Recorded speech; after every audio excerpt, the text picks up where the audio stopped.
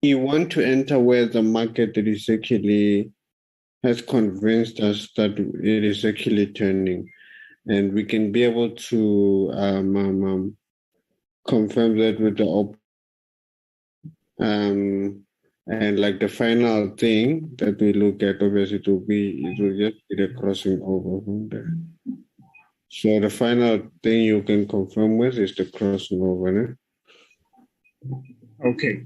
So tell me, if maybe perhaps I analyze on, let's say, 1 hour time frame, and then it doesn't give me any divergence. Should I look for it on a lower time frame in order for me to enter the trade? Yes, you look for it. At the end of the day, you have to know that each and every time frame have its own divergences. But the lower the time frames, the earlier the divergence will happen. Okay, so you must be able to also distinguish. If you're not able to see it on a bigger time frame, reduce your time frame, go to a lower time frame. You'll be able to get what you want. Okay, thank you very much. That was my question. Thank you very much, Brian. All right, no problem. How's it, Brian? I'm wonderful. How about you, man? Good, man. Listen, last week you sent the rules, the 7-point rules for following the strategy, right? Mm-hmm. And then one of the rules, number 6, you got there, use the stochastics to make re-entries as the market goes into more profit. Okay, that I understand, okay, because that's when you start doing the leveraging, right? Mm-hmm. Then you said, until you are able to spot a structure where you will be able to draw another footprint and first lay a line. So now in other words, what you're saying is that, let's just say we're in a buy entry or we're in a buy trade, and then we continue doing the leveraging. And then you said, until we spot a structure where we'll be able to draw another footprint and first lay a line. So which means that footprint will be now like a sell entry. Mm-hmm. Like the opposite trade. Mm-hmm. Am I right? Yes. So basically, what I was trying to say, that in a simple form, as you use divergence in order to add more re-entries and continue to like pile up your trades, you know that in order to be able to leave all the trades or to take profit of all the trades you took as the market was going up, a first layer has to be broken. And immediately after the first layer gets broken, it will be time to go into the opposite direction. And normally at that time, the structure would have been formulated. And immediately after you spot the first divergence on the opposite direction, you will be able to see a full structure from that.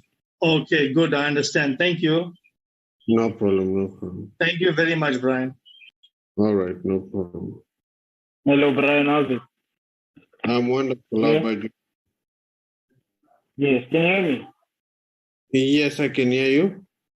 Yes. I during the meeting that you had, but I just heard from the previous speaker, Roland. He was saying that there's 7 points to the strategy. Mm-hmm. So I was asking if you could go through them again, if it's not a problem. Okay, so the steps are very simple. The steps, they just illustrate what needs to happen, how you must go about implementing the strategy, right? So the first point that is saying you must draw your footprint line. Meaning after you draw your footprint line, it is a matter of drawing the first layer line. After you draw the first layer line, from there, you're going to break your first layer line. After you break the first layer line, what you're going to do is that you're gonna wait for the market to make a retest, meaning a retest so that you can be able to make an entry using the divergence. And the divergence, it is a technique that we use in order to make entries using the indicator that we call the stochastic oscillator. So with that stochastic oscillator, what we do is that we look for a divergence regardless of the time frame. Like I said, each and every, all the time frames have their own divergences. Then from there, you're gonna be able to look at your stochastic and spot divergence where the market, where the stochastic is raised or overbought or oversold. Those are the kind of divergence we're looking for. And the final step, you're just simply going to confirm with the crossing over of either buy or sell, depending on whether you'll be buying or selling at that particular time. Then after you add more trades from there, you'll be able to also be able to make re-entries as the market obviously continues going into profit until you have a point where you come to a point where you can be able to draw footprint line.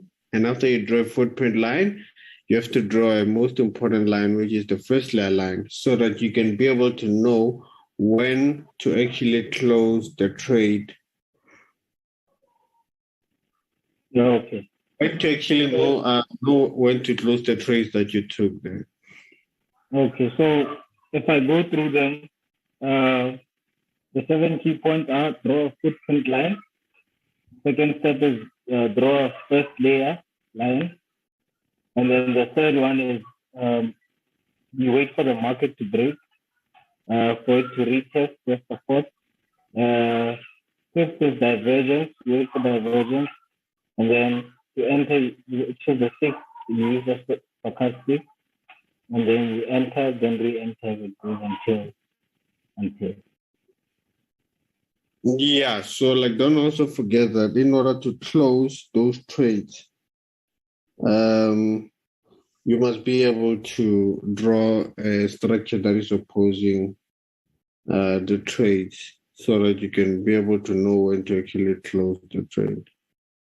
Oh, so basically you make two structures. Yeah? One is a prediction sort of. Then the other one, you decide the prediction, meaning you decide where you see the last end for closing, right? So let's use a diagram in order to explain it very. So let's say you enter a cell.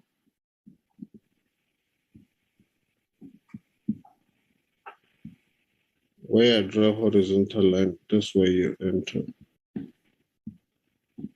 Okay.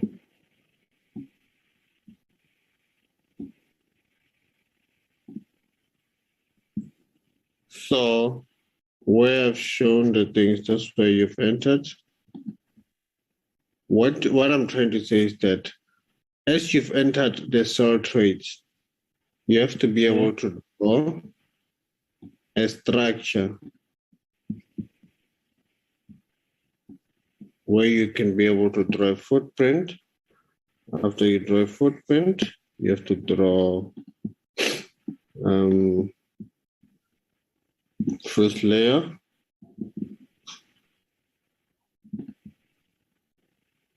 After you draw your first layer, you have to wait for the market to break the first layer so that you can close the buy trade and start focusing on the opposite direction. Okay. Immediately when the market comes to break there, you simply close the short trades. Does that make sense? Yeah. All right, no problem. Yeah, makes sense. Sure. Hello, Brian. Yes. Hello? Yes.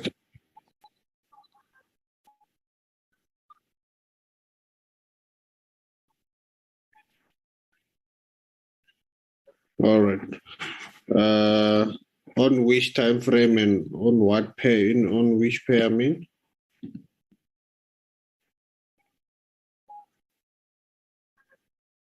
Okay. On which pair?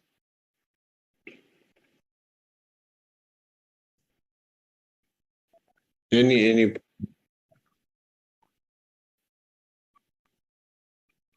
Okay. Let's. Okay. All right. No problem.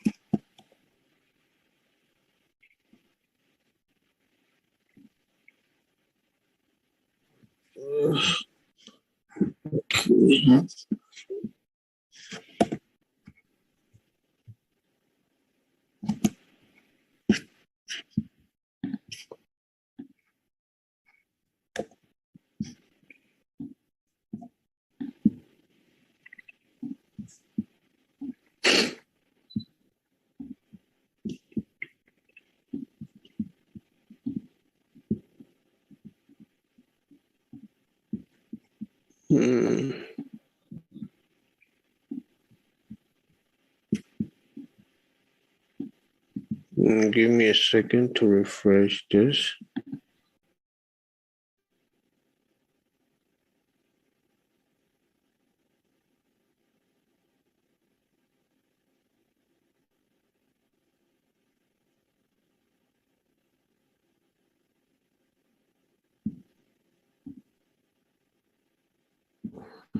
Okay.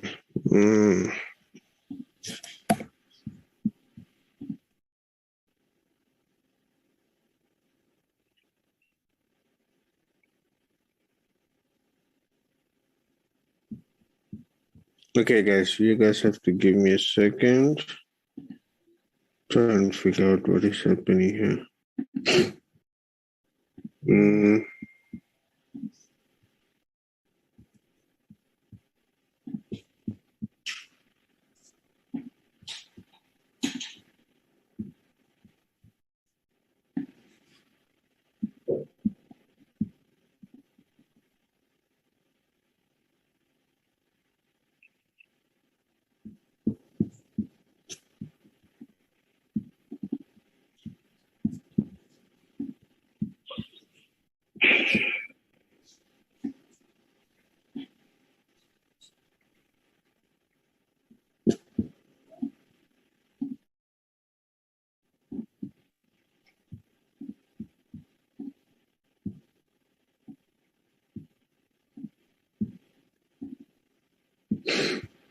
All right.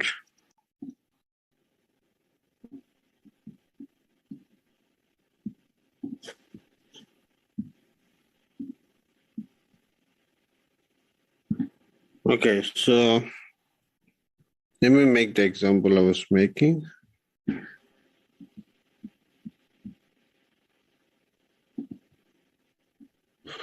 Okay, so one example I can make is that this one is perfect.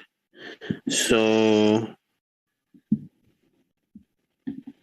what I can do is that I can use this as a footprint, and after that I use that as a first layer, and from there I see the market is crossed to the upside and decided to give me what I want there, which is the divergence. Divergence on 15 minutes. The first divergence happened here. We can compare when the market was here, the stock was there. When the stock was there, the market was there.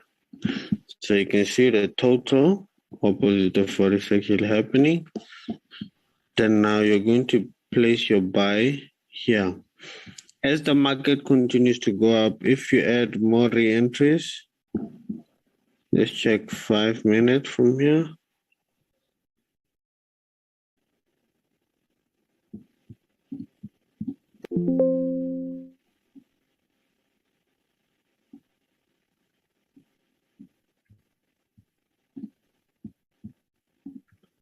After that, from here, there, from here to there. You will add more trades using divergence. As the market keeps on piling up, of course, you will add more trades.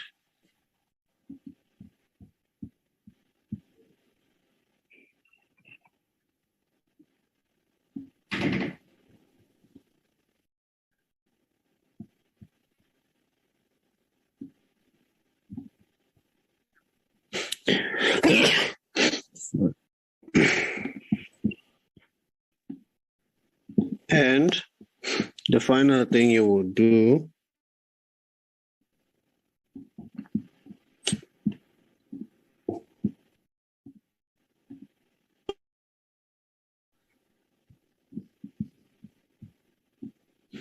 what you can do is that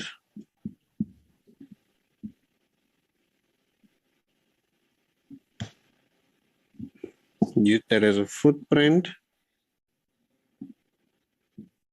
So that use that as a first layer. As the market keeps on going up, you will continue to ride this trade. If it continues to go up, you add more trades. If it continues to go up, you add more trades.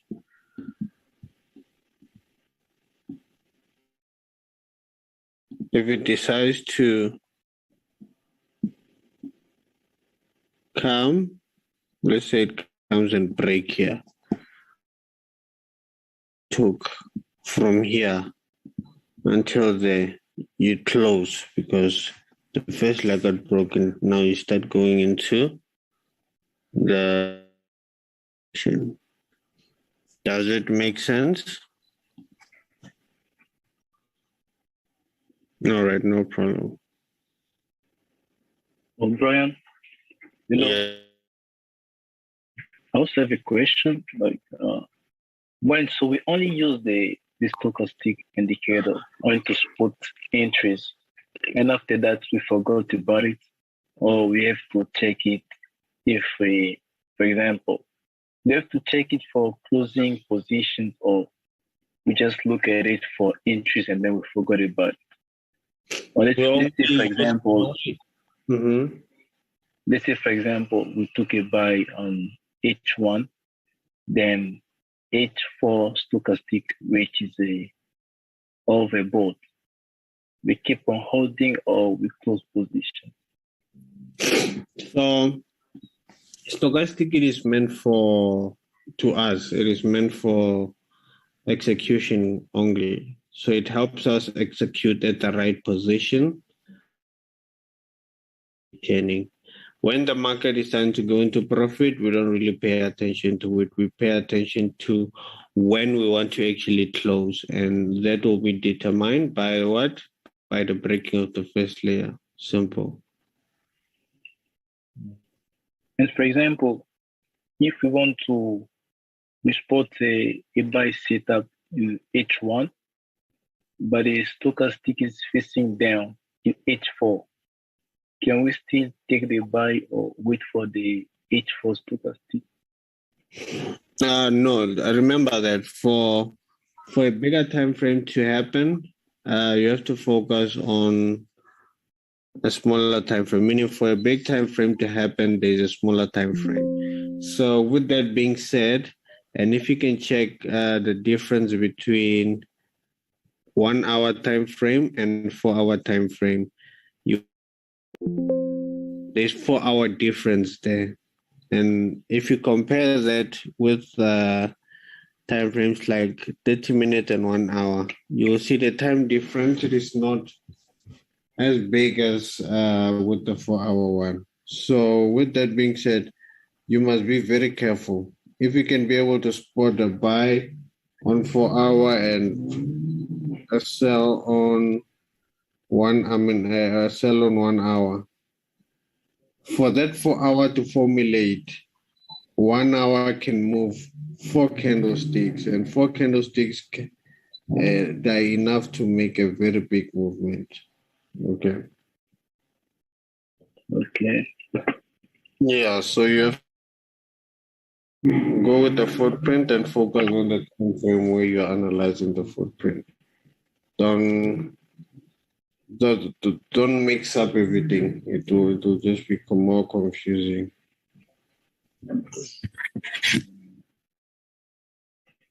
All right, cheers. Hi, Brian. Hello? So I just wanted to confirm that it's best to do analysis on, let's say, the 4-hour time frame, and then to execute on the 15-minute, 5 minutes. 5 minute we use for divergence, for re-entries, and the 1 minute. Those are the two time frames that we use for re-entries, right? Yes, you can do that, but like it has to be very, very, very much early. Okay, and it has to be meaning because sometimes the danger of that difference, just like from 4 hours to 1 minute, you find yourself even though it is the market has moved much against you, you can still look at 1 minute divergence. But if you focus on the time frame like 1 hour or 4 hour, you will see that okay, the market has already left you. Like there was a clear divergence on 4 hour, there was a clear divergence on 1 hour, but the market has left you. So when it is time to go into a new setup, you will convince yourself with 1 minute that that thing it is going through. Whereas where you can just not go too much on the lower time frame that to that extent where they get different from 4 hour, at least if it is from 15 minutes to 1 hour to 1 minute, from 30 minutes to 5 minutes, that kind of a thing. That way it is much better so that you don't find yourself in a situation where you are late in a trade and you convince yourself with the smallest time frame in order to take an entry where you should not be able to take an entry, because once you do that, it will affect the amount of pips you must risk, you see. Yeah. Okay, I understand. Thank you. All right, cheers, man.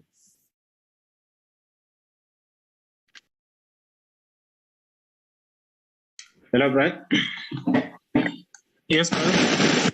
How's it, man? Sure, man. I just needed to confirm with you see when the market has broken the first layer, right?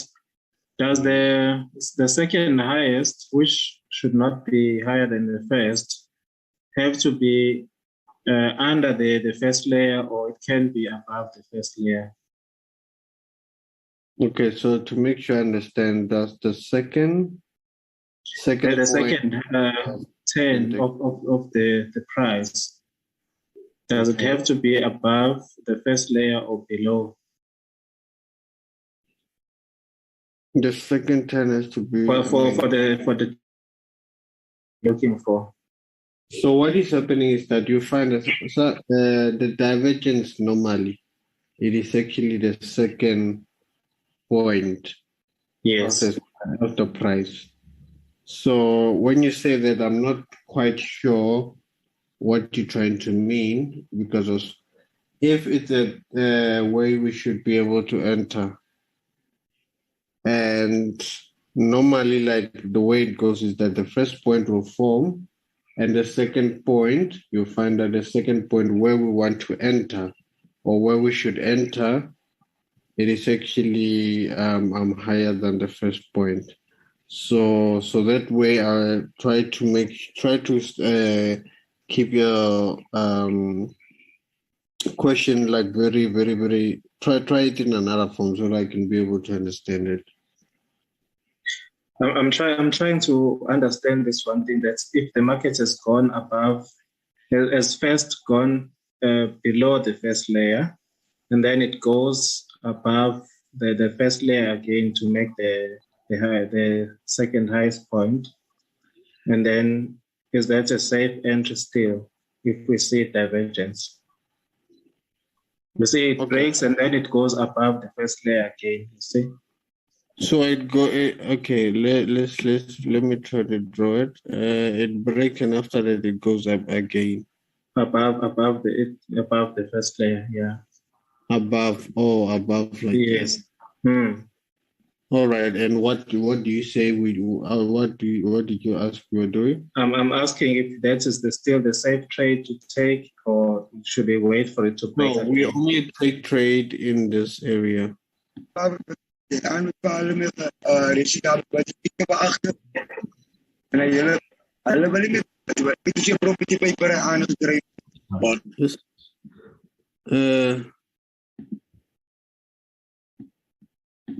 only take trade in this phase, meaning strictly after the breakout of the first layer. So that's what we do, no? Brian. Yes. I got a quick question. So I was looking at Euro AUD, and I mean I kind of spotted like I was looking for sales, and I spotted like a divergency on 1 hour, which was much earlier, and now there's a sell divergency in 4 hours. Like, do we wait for a bigger time frame or small time frame? I don't know if that makes sense. You must work with small time frame because of before the bigger time frame happens, the small time frame happens. So with the small time frame, wherever you are, just put footprint. Yeah. And make sure you draw your footprint and first layer line correctly and spot divergence. Then so it doesn't really matter like what direction the stochastic in like 4 hours is facing. Can you analyze Euro AUD, please? Because that's the one that I was looking at, and I saw divergence in like 1 hour, but then the stochastic in 4 hours was facing up. Now it just like turned for sales, but I don't know. Which time frame did you analyze this trade? 4 hours. I mean, 4 hours Euro AUD. So you analyzed using the footprint on 4 hours. It's Euro AUD, not Euro USD. Euro AUD. Yes, sir.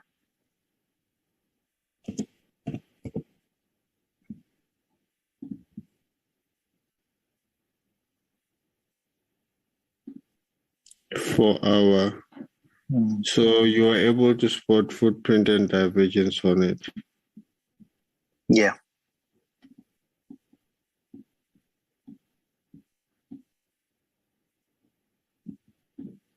Okay, looking at this trade, if I go on 4 hour,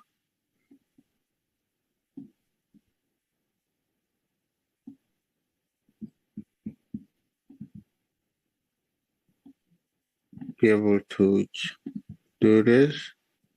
Yep. That's the same. Now, if you go down to 1 hour, the divergence happened like way earlier, but then it kept going up. So that's why I was kind of like confused. Let's check. It's 1 hour. For sales. You see, yeah. Okay. As it is 1 hour. Let's check.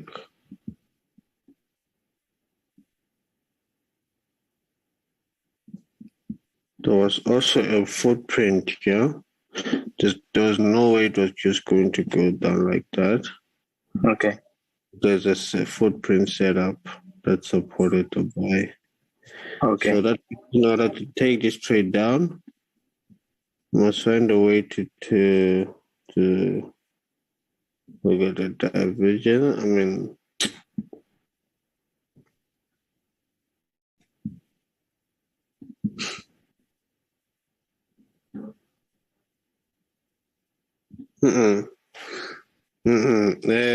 yeah, I would say it is time to take this thing down. Because even this side, I didn't even get to a point where I can draw the first layer. So if I can be able to check out,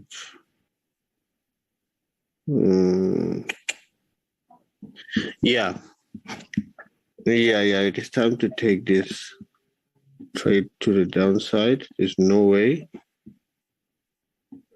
It should be a sell for now, right? Because at the 4 hours now, the 4 hours is crossed to the downside. Like there's that divergency on a 4 hour time frame, right? And It should be a good sell right now. That, like even on this smaller time frames, the market has crossed the market has even broken even the first layer line. I mean, even the footprint line of that thing. So it is time to take this trade on a sell. So yeah. It's time to take it. Okay, so should we wait for this like 1 hour to get out there, like on a overbought, then kind of get in the trade? If I were you, I would just execute immediately. So there's no need to wait. And so where can we put the stop loss for this case? Because it's already. When we put those stop loss, you will put your stop loss around 10. When you're selling here, put your stop loss around there because you must accommodate the distance. Put it like you're operating on 4 hour. Okay. And what is going to happen is that from there, if this trade goes into your direction, you will be able to draw a footprint there. And we know that, okay, when we the footprint line, the first point has to be higher than the second point. So that's why we put our stop loss here, because we know that the market goes above even the first point, there's a failed trade. So we want it like this so that we can be able to draw a stop footprint line. Yeah. As it continues to go down, then from there, as it continues to go down, after we add more trade, we'll be able to draw the first layer line and so on. So also another question, like I don't know if this really matters. So can we like trade this to hold it over the weekend, or is not something that you would advise somebody to do? Like holding trades over the weekend. It doesn't matter if it is being held through the weekend. So just execute the trade and just leave it. So all right, thank you. Thank you, Brian. All right, cheers, man. I think now time is over, guys. We'll talk to each other on Sunday as we're having another Zoom meeting. And even during the weekend, I will do also more one-on-ones so that we can push the one-on-one numbers. But yeah, as from today, hope you guys were able to benefit from what I was doing here. So yeah, for now, enjoy the rest of enjoy your weekend, guys. Actually.